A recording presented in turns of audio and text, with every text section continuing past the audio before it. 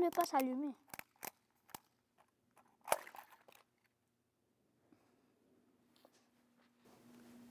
Nasir, j'ai cassé la lampe. On dit que c'est le chat. Le chat, Wally? Mais il n'y a pas de chat chez toi. Oups. Bon, ok. Mais j'ai peur de me faire gronder. Je sais, Wally, mais un bon musulman dit toujours la vérité. Tu te rappelles du Messie promis, alayhi salatu wassalam? Oui, il disait toujours la vérité, même quand c'était difficile. Exactement. Et Allah aime ceux qui sont honnêtes. Ok, je vais dire la vérité. Qui a cassé la lampe? C'était moi. Super-héros de la vérité. C'est vendredi, venez tous, un jour béni, un don très doux. Chaque semaine on se réunit pour voir notre calife qui nous ravit. Les enfants venez approcher, Houzour nous montre le chemin. On apprend cœur en main. Chaque semaine on se réunit pour voir notre calife qui nous ravit. Assalamu alaikum wa rahmatullahi wa barakatuh, chers enfants, et bienvenue à un nouvel épisode du Sermon pour les enfants. Dans cette émission, nous essayons de comprendre ce que notre bien-aimé calife, Ayatollah Ta'ala bin Aziz, nous enseigne dans son sermon du vendredi. Avec moi, pour parler, j'ai en studio Hafsa et Asher. Assalamu alaikum wa rahmatullahi wa barakatuh. Wa alaykum assalam. Très bien. Et maintenant, écoutons Houzour.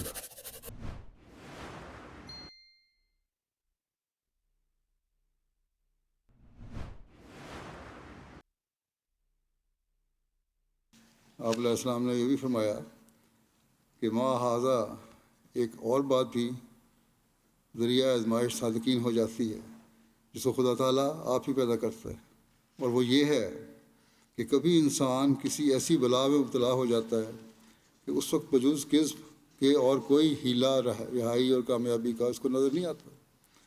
तब उस वक्त वो आजमाया जाता है कि आया उसकी सृष्टि में सिद्क है या किस्म है। Chers téléspectateurs, avant de rentrer dans le vif du sujet, nous allons tout d'abord, comme il est de coutume, demander aux enfants de ce qu'ils ont retenu du sermon du calife. Tout d'abord, on va commencer par Hafsa. Dans le sermon du vendredi, Huzur Ayatollah Ta'ala bin Aziz a dit de ne pas mentir et de dire la vérité même si c'est difficile. Très bien, mashallah. Et toi, Asher?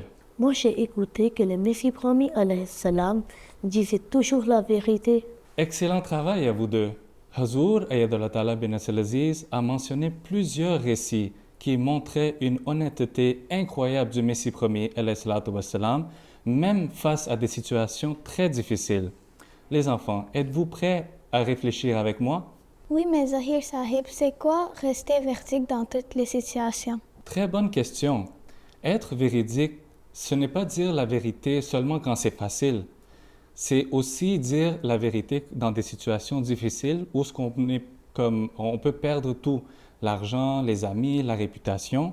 Et dans le sermon, Huzur a mentionné des situations réelles et concrètes du Messie premier alayhi salam dans sa vie pratique. Comme quoi, parce que moi, si j'étais en danger, je paniquerais. Mais c'est normal. Mais écoutez ceci. Hazrat Masih Maud alayhi salatu wassalam a mentionné qu'il a été appelé plusieurs fois dans les tribunaux britanniques dans lesquels sa réputation, ses biens étaient mis en danger. Et les avocats lui ont même suggéré que s'il voulait gagner le procès, il devait mentir. Et il a refusé. Et il a dit que Allah lui a donné la force de rester sur la vérité, même si ça signifiait de perdre des sommes importantes. Il a même témoigné contre les intérêts de sa propre famille par crainte d'Allah. Maintenant, pensez-y, combien de personnes feraient ça? Même contre sa famille, ça doit être vraiment difficile. Exactement. Et c'est pour ça que Hazrat Masih Maud alayhi salam disait que j'ai vécu toute ma vie dans ces villes. Et qui peut dire que j'ai déjà menti? Et ensuite, il posait une question très intéressante et très puissante à ses opposants, qui était de « Si je n'ai jamais menti avant, pourquoi est-ce que je mentirais maintenant à propos de Dieu ?» Waouh, ça fait réfléchir parce que mentir sur Dieu, c'est encore plus grave. Tu as tout compris, Achir. Et maintenant, parlons un peu d'un de ses opposants, Maulvi Muhammad Hussein Batalvi. Cet homme a accusé Hazrat Masih Maud al-Islam d'être un menteur, un mécréant, un ennemi de l'islam. C'est vraiment méchant. Il a répondu comment? Avec calme et logique, il a dit, si tu es quelqu'un de véridique et que tu crains Allah, alors il faut que tu ne peux pas accuser quelqu'un sans avoir fait une enquête complète et avoir des preuves solides. Par la suite, il lui a lancé un défi. Un défi comme une compétition. Et oui, une compétition, mais basée sur la vérité. Hazrat Masih Maud al-Islam a mentionné que selon le saint prophète sallallahu alayhi wa sallam, les gens véridiques reçoivent des rêves véridiques. Et aussi, dans le Saint-Coran, c'est mentionné que les croyants, des fois dans la vie ici, ils reçoivent des vrais rêves qui se réalisent dans la vérité. Donc les gens véridiques reçoivent des vrais rêves aussi.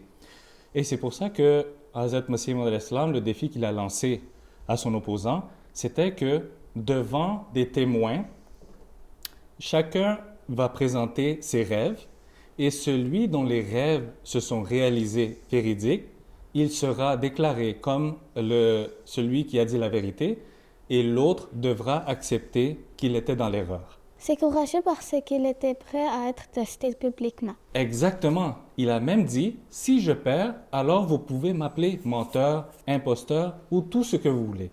Mais en même temps, il était convaincu qu'Allah soutient toujours les véridiques. Et l'autre personne, il a accepté? Bien sûr que non, et ça en dit long. Souvent, ceux qui accusent sans preuve solide hésitent quand il s'agit d'être testés de manière juste. Donc dire la vérité, ça donne confiance en soi aussi. Absolument. Maintenant, laissez-moi vous parler d'un autre point très profond mentionné dans le sermon. Le Messie premier, alayhi salatu wassalam, a expliqué comment Allah teste les gens. Il a dit qu'il arrive des moments où une personne est coincée dans une situation très difficile, où la seule façon de s'en sortir semble être d'avoir recours au mensonge. C'est là que la vraie nature d'une personne est révélée. Comme un test surprise? Exactement, et il a donné un exemple personnel. Après la mort de son père, il y avait un procès concernant des terres familiales. Il savait que sa famille pouvait gagner le procès, mais Allah lui a révélé que ce ne serait pas juste. Alors, il a conseillé à sa famille de ne pas poursuivre. Ils n'ont pas écouté et ils ont perdu. Lui, il a accepté de perdre des milliers de roupies juste pour rester du côté de la vérité. Donc parfois dire la vérité, ça veut dire d'accepter de perdre. Oui, mais en réalité, on ne perd jamais avec Allah. On gagne quelque chose de beaucoup plus grand, son plaisir et sa confiance. Et ça, c'est le message principal du sermon. La vérité n'est pas juste une parole, c'est un mode de vie. Ok, je crois que j'ai compris. Dire la vérité, c'est difficile, mais ça fait de nous de meilleures personnes. Et Allah nous aide si on reste honnête. Absolument. Maintenant, pour la prochaine partie, il faudrait comprendre ce qu'est Daro Goi. Daro quoi? Oui, Zahir, ça, j'ai jamais entendu ce mot-là. Alors, pour nous éclairer, nous avons notre toute première présentatrice, Mehreen, aujourd'hui. Bien entendu, Zahir Sahib. Ok, Mehreen. À toi la parole pour le mot du sermon.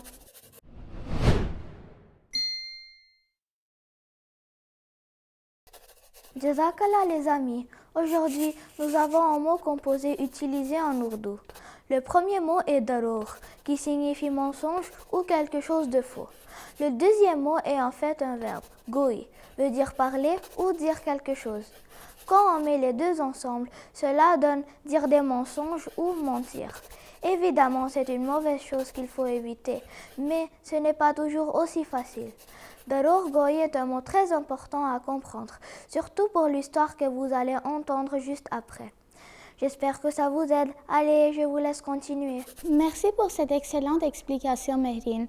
Mais Zahir Sahib, quel est le rapport avec l'histoire suivante? Oui, je croyais que notre discussion portait sur le fait de dire la vérité. Très bonne remarque, mais l'histoire va révéler exactement pourquoi il est important de connaître ce mot. Tout commence lorsque le Messie premier alayhi salam a envoyé un colis à une maison d'édition. Il s'agissait d'un livre sur la défense de l'islam. Envoyer un livre, ça a l'air génial. Alors quel était le problème? Tu vois, l'éditeur était aussi un avocat hindou nommé Ralia Ram. Quand il a lu le livre, sa haine anti-islam s'est enflammée et il a essayé de trouver des prétextes juridiques pour piéger le Messie premier alayhi salam et le faire arrêter. Comment a-t-il fait ça? Eh bien, selon la loi britannique, il était illégal d'inclure des objets supplémentaires dans un colis lors de son envoi. Le Messie premier alayhi salam n'avait jamais eu l'intention d'enfreindre la loi, mais Ralia Ram a malicieusement intenté un procès contre le Messie premier alayhi salam en affirmant que cet homme musulman avait enfreint la loi et devrait être arrêté. Oh non! Qu'a fait le Messie premier alayhi salam alors? C'est là que l'histoire devient vraiment intéressante. L'avocat de Huzur alayhi salam lui a dit que le moyen le plus sûr et le meilleur de gagner cette affaire était tout simplement de mentir. Il suffisait de dire qu'il n'avait jamais envoyé la lettre. Ah, je comprends pourquoi le mot que nous venons d'apprendre dans cette histoire est si important. Mais réfléchissez, il était évident que cet avocat hindou détestait l'islam et ne cherchait qu'à causer des ennuis à Huzur alayhi salam.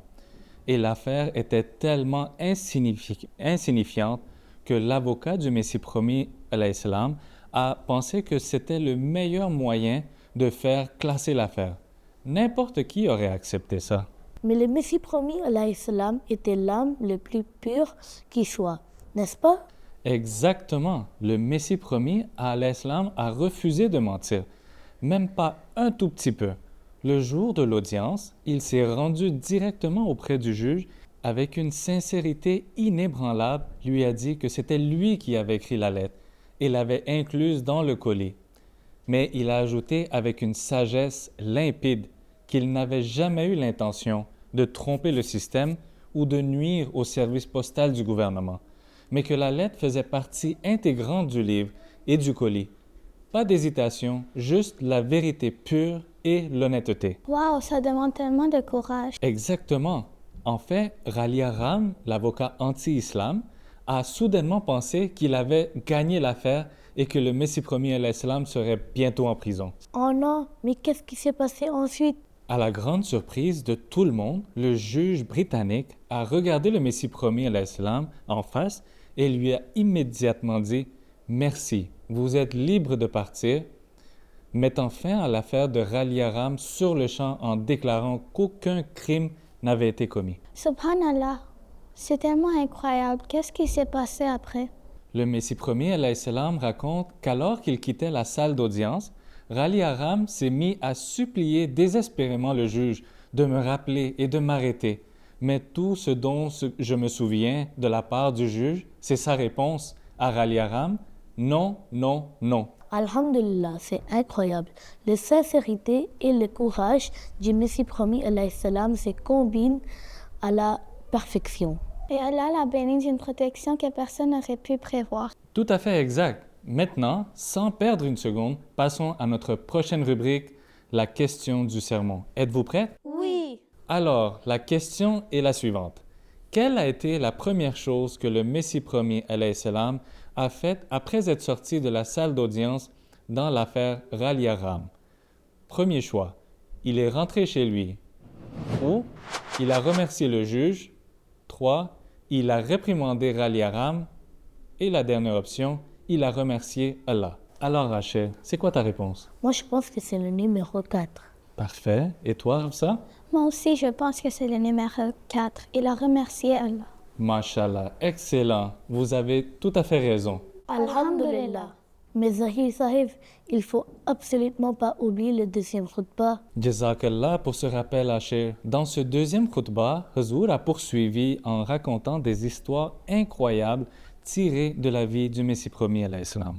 Quelle histoire Huzur a-t-il raconté précisément cette fois-ci? Il s'agit de cette célèbre accusation de meurtre entièrement fabriquée que les opposants du Messie promis alayhi salam ont orchestrée dans le but de le discréditer et de nuire à sa mission. Une affaire de meurtre contre le Messie promis alayhi salam, qu'est-ce que cela signifie? Cela signifie que certains ennemis du Messie promis alayhi salam, notamment un prêtre chrétien et médecin du nom de Henry Martin Clark, ont entièrement fabriqué de fausses accusations contre lui. Ils ont tenté de faire croire devant le tribunal qu'Allah nous en préserve, le Messie promis alayhi salam aurait eu l'intention d'assassiner ce prêtre chrétien. Astaghfirullah, il n'aurait jamais pu faire une chose pareille. Absolument. En réalité, même Henry Martin Clark savait que ces accusations étaient fausses, mais sa haine envers le Messie promis alayhi salam était si profonde que malgré son statut de prêtre, il choisit d'inventer des mensonges et alla jusqu'à préparer un faux témoin afin de donner de la crédibilité à son histoire fabriquée. Avec l'aide de ses associés, il menaça un homme nommé Abdul Hamid et le força à prétendre que le Messie promis alayhi salam l'avait envoyé pour attaquer et le tuer. Mais que s'est-il passé après? Exactement comme l'avait prédit le Messie promis alayhi salam, Allah a miraculeusement sauvé le Messie promis alayhi salam de ce qui aurait pu être une condamnation à mort. Comment tout cela s'est-il passé? Eh bien, par la grâce d'Allah, un nouveau juge fut soudainement chargé de l'affaire, le capitaine Douglas, un homme connu pour son sens de la justice et son intégrité. Dès qu'il vit le Messie promis alayhi salam, quelque chose toucha profondément son cœur. Il comprit immédiatement qu'un homme d'une telle noblesse ne pouvait être un meurtrier. Il décida alors de reprendre l'enquête avec sérieux et commença à interroger attentivement le témoin. C'est finalement grâce à son interrogatoire rigoureux qu'Abdul Hamid finit par avouer toute la vérité. A-t-il fallu qu'Abdul Hamid se confie? Le capitaine Douglas, le juge chargé de l'affaire, éloigna Abdul Hamid de Martin Clark et de ses complices afin qu'ils puissent parler librement, sans crainte ni pression. Il l'emmena dans un endroit sûr et lui demanda alors de révéler toute la vérité. À ce moment-là, Abdul Hamid éclata en sanglots et avoua que toutes les accusations portées contre Huzour alayhi salam étaient entièrement des mensonges.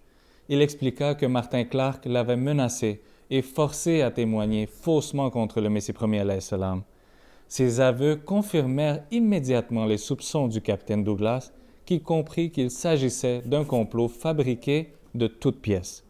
Il décida alors de rejeter l'affaire sur le champ. Subhanallah, et qu'en est-il des menteurs qui ont tenté d'accuser à tort le Messie promis alayhi salam? Oui, n'ont-ils pas été punis? C'est là que réside la plus grande leçon. Le capitaine Douglas a littéralement demandé s'il souhaitait porter plainte contre Henry Martin Clark et ses semblables. Qu'a dit Huzour alayhi salam? Il a prononcé des paroles d'une puissance extraordinaire. « Ma vengeance n'appartient pas à ce monde, elle sera auprès de Dieu. » Ces mots montrent à quel point il était noble, pur et au-dessus des réactions ordinaires. La plupart des gens n'auraient jamais laissé passer une telle injustice sans chercher à se venger. Pourtant, il a choisi de leur épargner toute punition physique. Quelle histoire incroyable! Qu'Allah nous accorde la capacité de suivre cet exemple incroyable.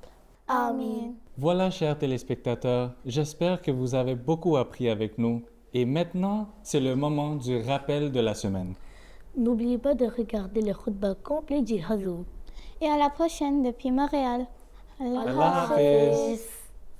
C'est vendredi, venez tous, un jour béni, un don très doux. Chaque semaine on se réunit pour voir notre calife qui nous ravit. Les enfants venez approcher, Huzour nous montre le chemin, on apprend cœur en main. Chaque semaine on se réunit pour voir notre calife qui nous ravit.